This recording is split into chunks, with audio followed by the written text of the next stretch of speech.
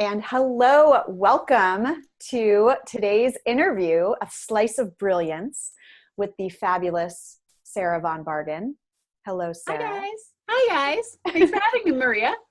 Thanks. And for anyone who's new, I'm your host, Maria Ross of Red Slice, but I am super excited to have Sarah here today to talk to us about good habits, which is a wonderful topic, especially all of you out there who are running your own business, solopreneurs, small business owners, people that are just making stuff happen. It's really about putting productive habits into place to make sure that you get it all done and you keep your sanity and you take care of yourself and you're doing things that will help you get to your goals. So Sarah, welcome. How are you today? I'm good. Thank you so much for having me. I'm really excited to talk about this stuff with your watchers and your readers. Yay. And Sarah, for those of you who don't know Sarah Von Bargen, she is a writer, blogger, and teacher, and she teaches people to find more happiness, money, and intention in their daily lives, which I love. And Sarah and I met, well, we didn't meet in person until a couple of years ago, but we collaborated together for almost the entire duration of my company, which is 10 years. Yes. And yes. Yeah. Sarah is a brilliant copywriter. She's kind of parlayed that skill set into other things now, but she was my writing partner for many years and continues to help me with some writing things. Yeah. And your blog, yesandyes.org, is still going strong, right? Yeah, absolutely. It's almost 10 years.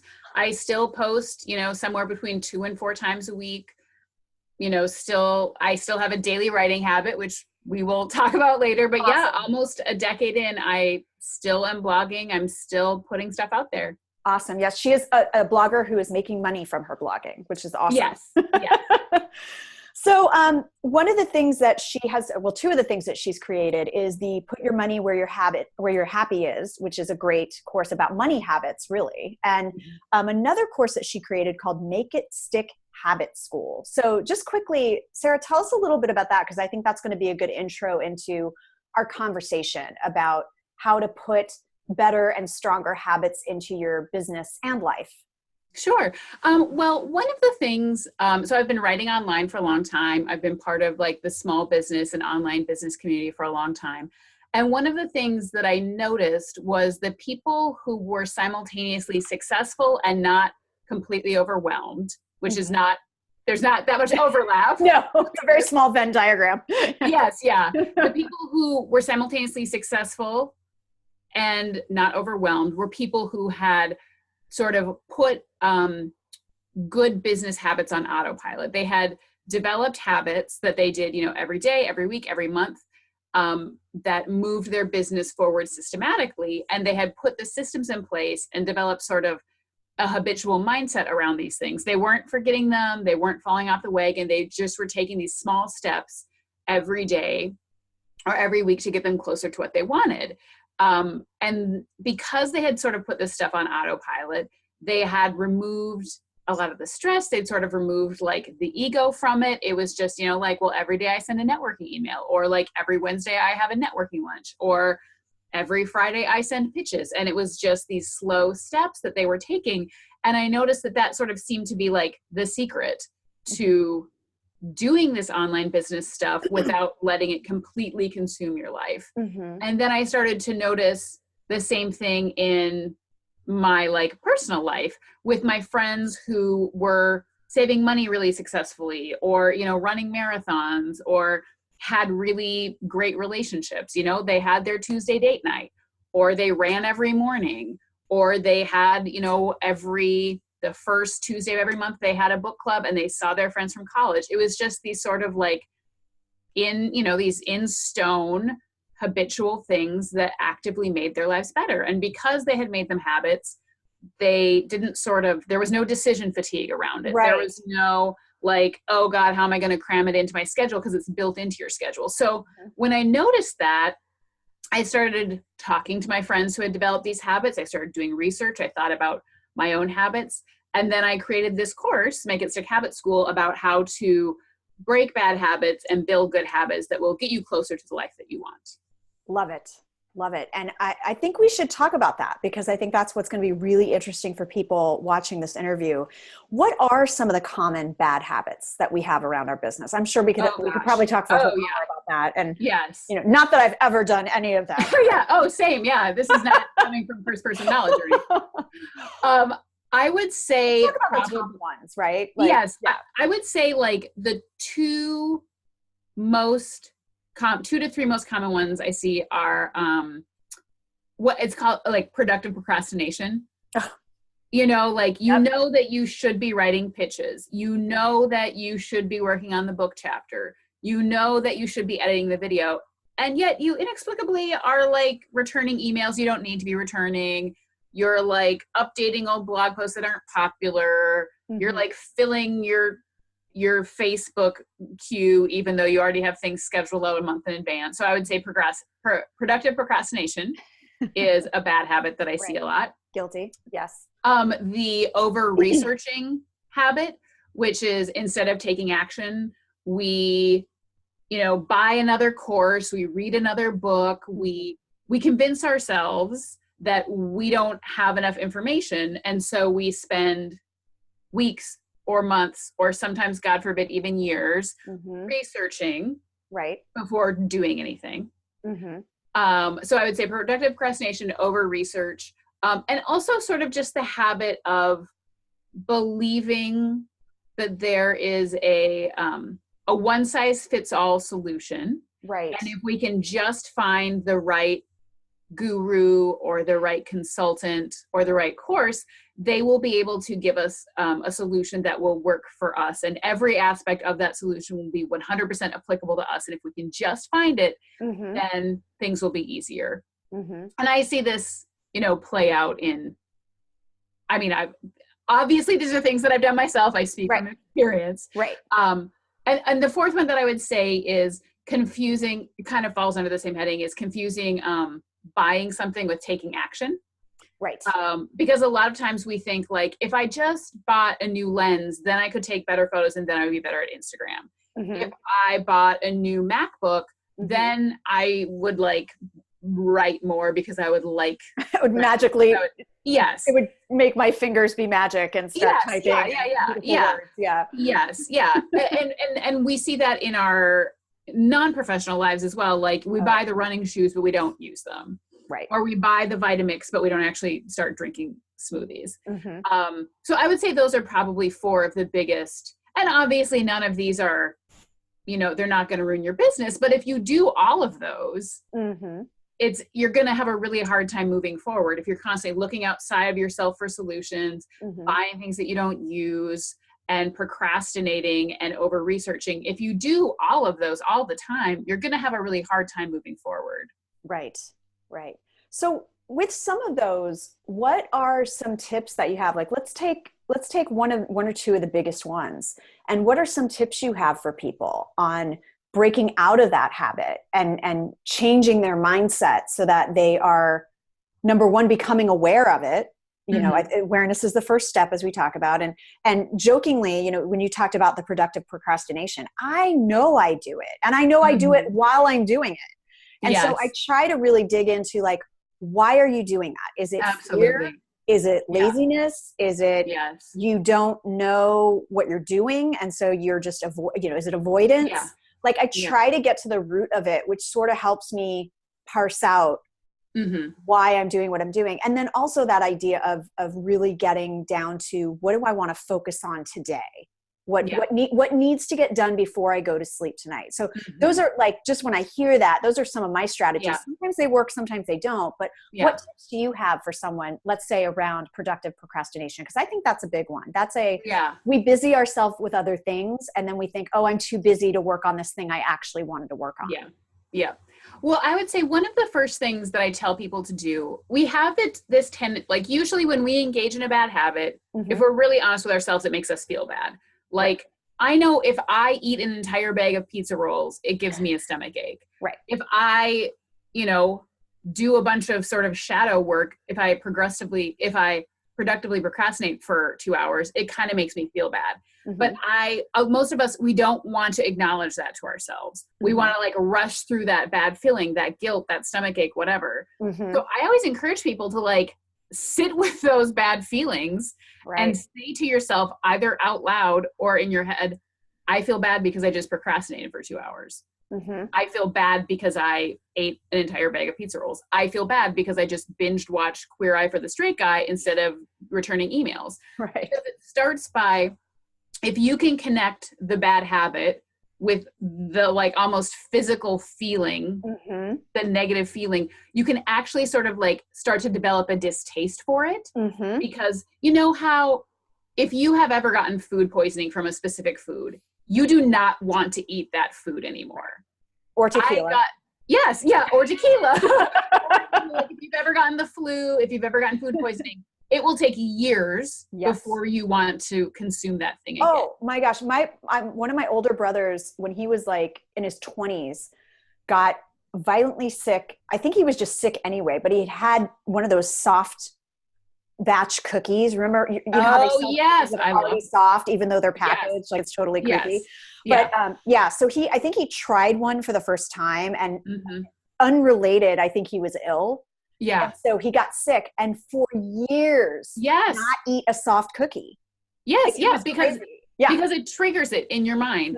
And so if you do this enough, if you start to connect, if you like dig the neural pathway where you connect this guilt stomach ache, binge watching Netflix with the behavior, or this like stress headache from, avoidance, you can start to like develop a distaste for these bad habits. That's great. So the first thing I do is like teach people to do that. And sometimes even, I mean, if you share an office, it might feel awkward, but if you're home by yourself, say to yourself, I feel bad because I just spent 2 hours returning emails when I should have been writing my thing. I feel sick because I blah, blah, blah. So the first thing is to connect the bad feelings with the bad habit, because you'll start to develop a distaste for it. Well, and just one thing on that too, that I think is really, that I've been trying lately is I do that thing with the procrastination, and I always take time out for lunch. That's actually one of my like good habits, right? No matter what I'm doing. Cause I went through this period where I was just like, and there's still days where I go and I look up and it's 3 o'clock and I haven't eaten. And I'm like, okay, you need to take care of your most important business asset, right? Yes. But there's days that I just like sit in front of my TV and watch my DVR'd episodes of Jeopardy, because that's my little lunchtime respite. And I might have like a couple of them in there. And there's days where I've like watched them back to back to back to back. And then all of a sudden it is 3 o'clock, right? And then I feel so crappy because I'm like, that was totally unproductive. So what I've started doing is when I'm about to do it again, I'm going to go, in an hour, if you're still here, you're going to feel really bad. You're going to, you're going to feel really bad about this. Like it's going to be a great, like, what is it, dopamine rush or whatever, while you're like doing whatever you're doing. And so it's like that proactive, like associating that, like, in an hour that's going to make you feel bad, so don't do it. And I think so much of it is about noticing and articulating it to yourself. One of the things that I really talk about a lot is neural pathways, which if your viewers don't know, so your brain has actual ridges in it, and your thoughts travel down those ridges. And the more often you have a thought, the more often you engage in a behavior, the deeper the ridge is. So every time you watch Jeopardy at lunch, you're making it more likely that you're going to watch Jeopardy. And so like, if you only watch Jeopardy for a half an hour, you're always only going to watch it for half an hour. But if you start watching it for 3 hours, you're making it more likely every time that you're going to watch it for 3 hours. So what we try to do is consciously build new neural pathways to make it easier to engage in those things that you want, or when you're engaging in a bad habit, to like stop yourself and acknowledge what's happening. What role do you think scheduling plays in helping you overcome some of these bad habits? Because you and I have talked in the past, and even just before this interview, just about a lot of what business owners struggle with is this overwhelm around marketing, and they're constantly in this like behind the 8 ball position where it's like, I've got to do my social media. I've got to write my blog posts. I've got to create content. What role do you think scheduling and planning plays in getting you out of these bad habit ruts? Well, I would say for most of us, or probably 80 to 90% of us, batching and scheduling can be incredibly effective. There is like a small portion of the population who like finds that stifling and it is completely ineffective for them. But for most people, if you write on your calendar, and a lot of times for me, like scheduling things, that uses a different part of my brain than writing or strategy. And so it's much easier to like do that stuff at the end of the day when I'm a little bit, you know, at the end, like on Fridays or in the afternoons. That's much more, I can schedule a bunch of Facebook updates. That's fine. So what I would do, what I suggest is, you know, like let's say every Thursday from 1 p.m. to 3 p.m. Your brain's probably already burnt out. So like the first Friday, you're scheduling Facebook updates. The second Friday, you are scheduling all your newsletters. The third Friday, you are scheduling all your Instagram content. And the fourth Friday, you are scheduling all your Pinterest content. Just block it out, same time every week. And no, in a perfect world, you know yourself well enough to know like, okay, I do my best writing in the morning. Right. And I know that I can do admin in the afternoon. But some people, you know, they do their best writing at 8 p.m. and they do admin at 8 in the morning when they're not quite awake. Right. So if you know yourself well enough to know when you're creative, when you're strategic, when you can only handle like boring. Like a tactical thing, like a rote thing. Yeah. Yes. Yeah. Right. But I find it so much easier if it's just like always the same day of the week, always the same time. Just block it out. And put it in your calendar. And then when somebody's like, hey, can you have coffee on Friday at 1:30? You will say no, because you are scheduling your Facebook updates. I mean, of course you don't have to say no, but if you're somebody who's, or if it's a client that can only meet on that day, like you've got to be a little bit flexible. But yeah, it's that idea of holding that time sacred as your own best client, as your own best customer. And you know, again, we've all, like, I've stumbled and failed at doing that. Like I've done that in the past, and then that quickly became the day that was open because of all the productive procrastination I was doing for the times that I should have been working on other stuff. So it's finding that balance and being able to do that. Now, I love what you said about the knowing yourself enough to know when the different times of day that you can get different things done. I think that's a great habit and practice to get into. So, so for example, for you, someone who writes a lot, obviously you're writing a lot of blog content, you write a lot of social media content. Do you do that before you're scheduling? Like, do you have another day that you schedule your creation time and then you keep it for when you're scheduling it, you know, keep it for the day that you schedule everything?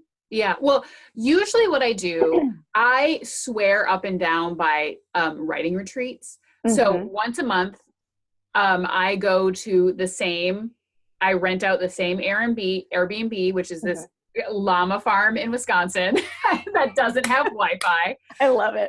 And like, I go there every month. Like I know the owners at this point.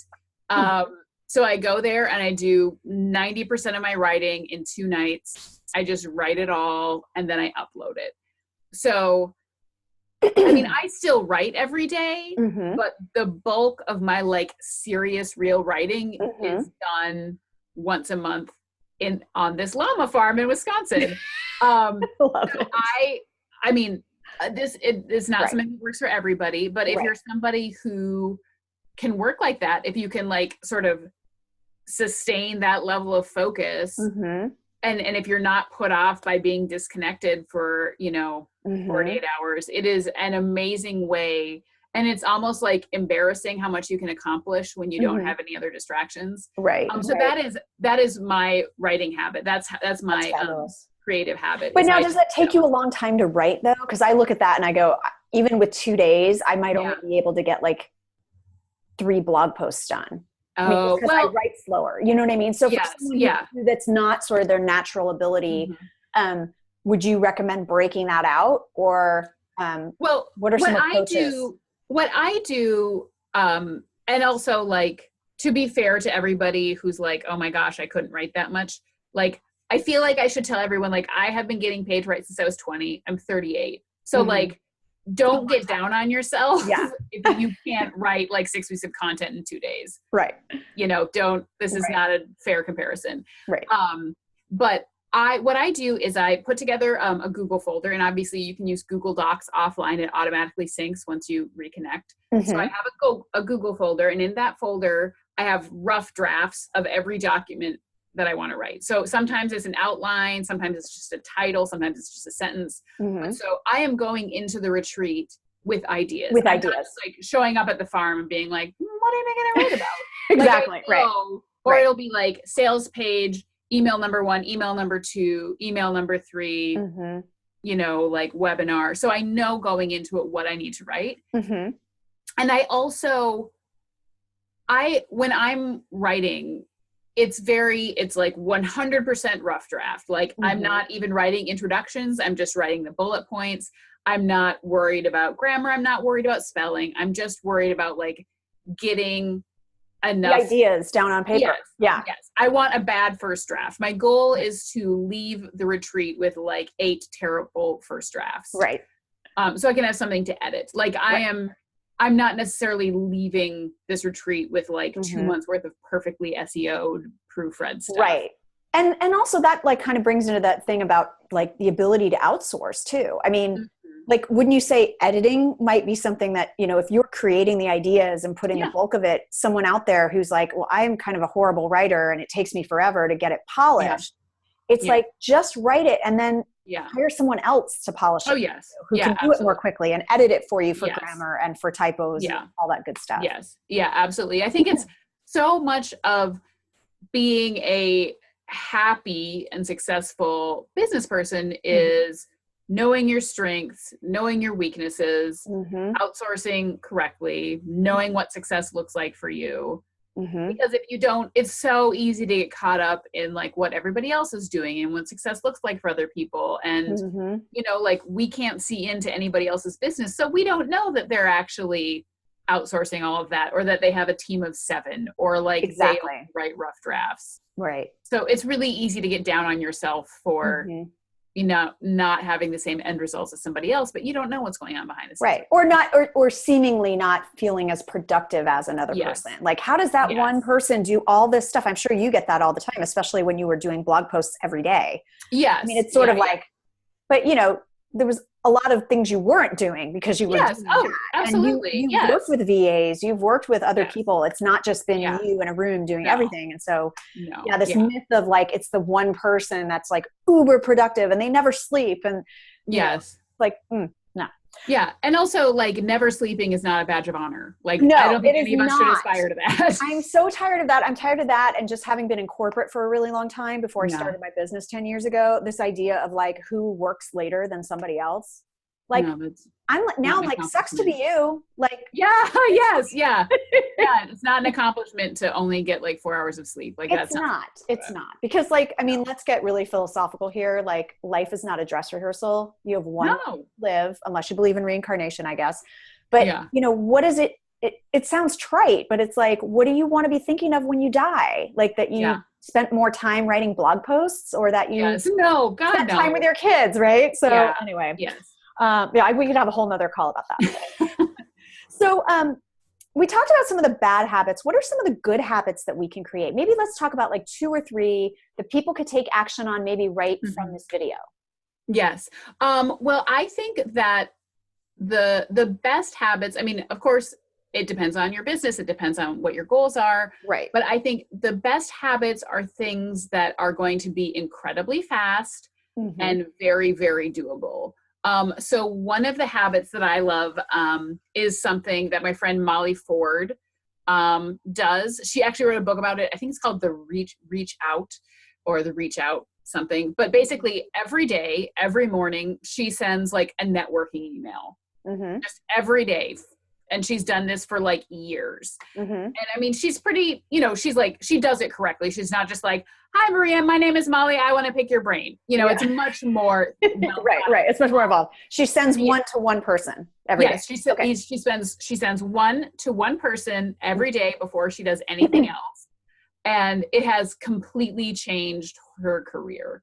Like the opportunities she's had, the connections she's made, the jobs that she's gotten. I don't even know if she's maybe in her early 30s. And she helped Forbes, the giant magazine. She helped them launch their podcast arm, like just crazy stuff because she has been sending these networking emails. And one of the things that she says is you need to do it so often and so much that A, your day feels like weirdly incomplete if you don't do it. I love that. And B, you send so many that you sort of even lose track of who does or doesn't respond. Like you just release the expectation, you do your best, you send the email, and then, you're getting so many replies that if somebody doesn't reply, you're not all hung up on it. You're not like did Maria Ross reply to me? Because you've already sent like 5 that week. So you're not hung up on one person. That brings up an interesting point though. How do you balance that with the idea of, you're sending all these things out, and as people respond, they're going to have expectations and demands on your time. Yeah. You know what I mean? So there's a shadow side to that of all of a sudden sending these kinds of things out into the world will create more work for you that's not within your goals. So is there any advice you could give around how one would manage that? Well, I know what she does. So I believe that she said about 70% of the people she emailed would reply.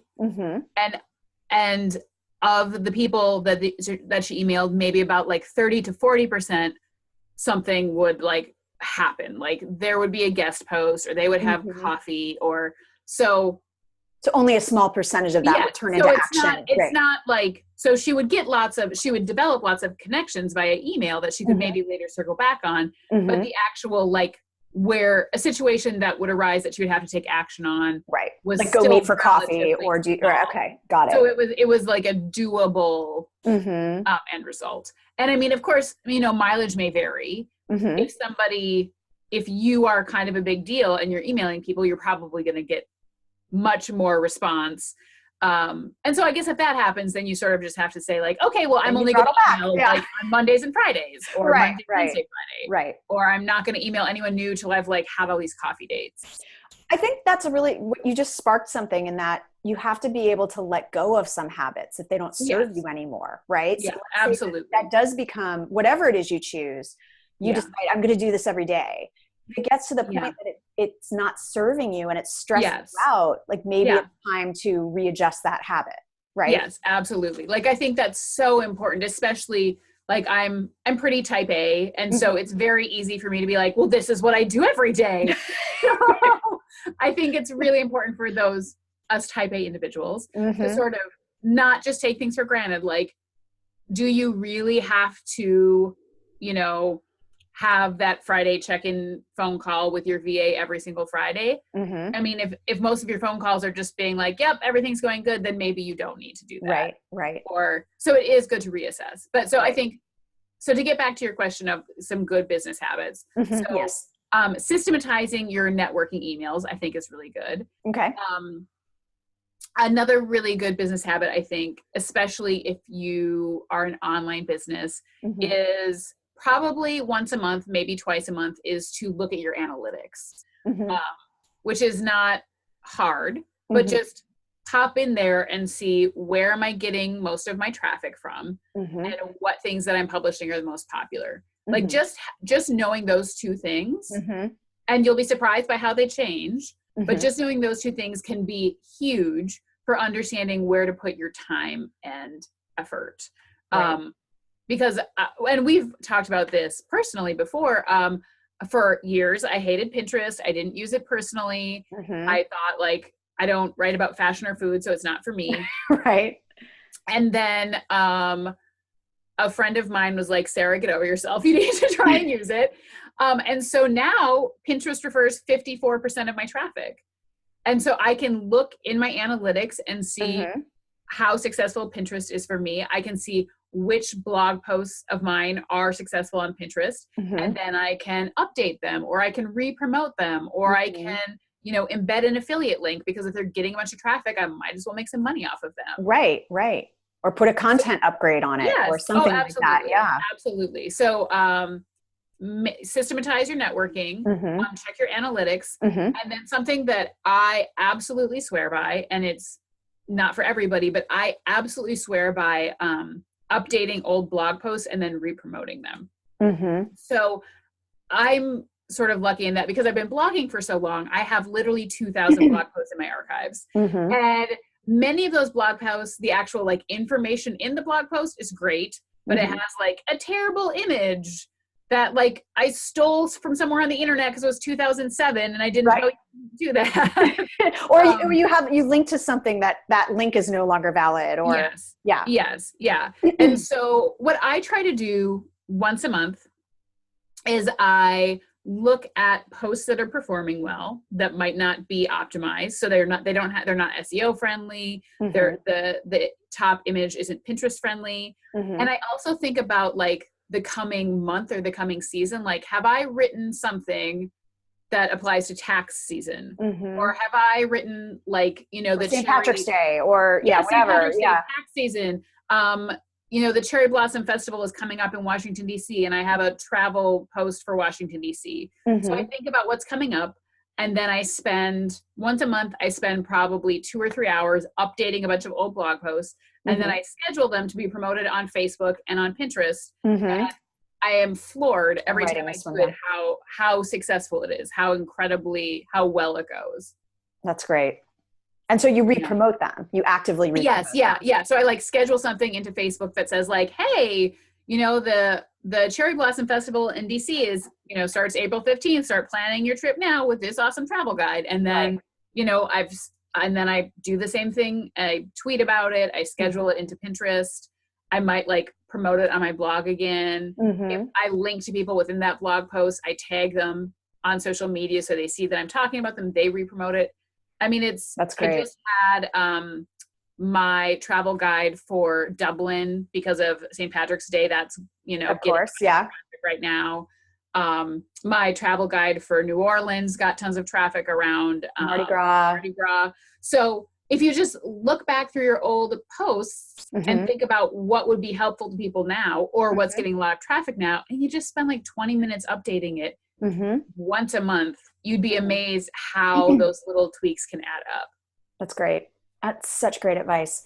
What about good habits from this is all about like our business, but for us as business owners or marketers or entrepreneurs, is there a habit you can think of that you've seen work really well for, I don't know what the right word is here, like not productivity, but just like mental health?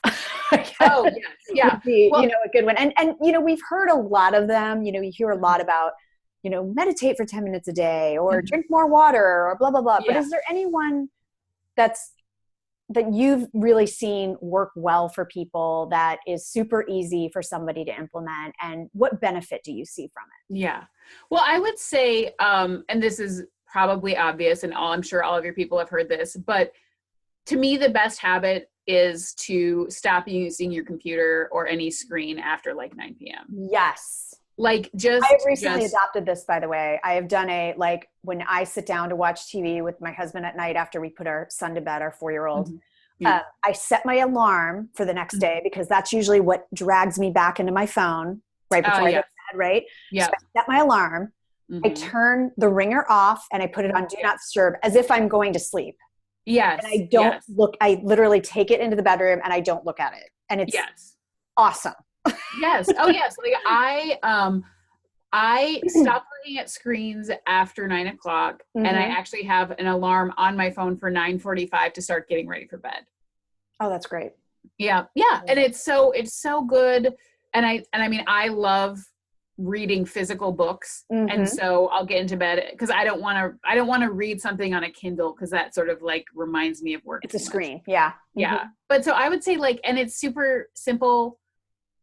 And nobody should be emailing you after 9 p.m. If they are, they're jerks. Like you don't need to reply to them. Like seriously, we are not, unless you're a doctor, like. Yes. Yeah. And none of us watching this probably are. Exactly. So it's really just about just setting that boundary and and creating a habit around setting that boundary. You know, you think about like, oh, it's really nice to say, set your boundaries, right? But what does that mean?